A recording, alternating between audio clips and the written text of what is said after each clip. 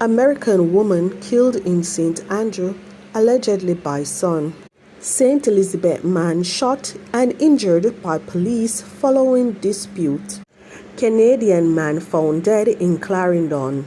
Please remember to subscribe, like, share, comment, and don't forget to hit that notification bell so you can always be updated with the latest news.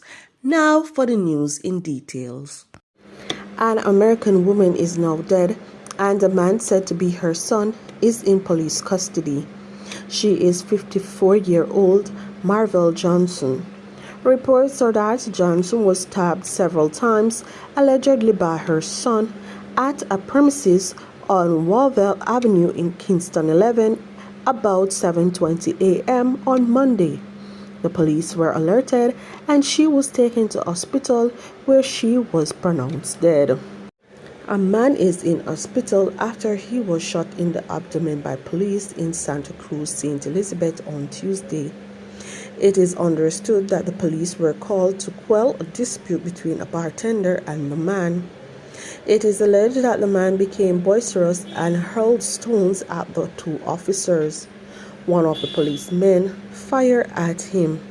The matter is being investigated.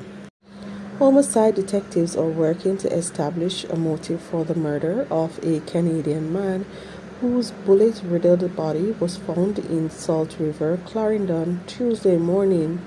The partially decomposed body of 43-year-old Merrick Harris was found in bushes about 9:30 a.m. More details to come following further investigations.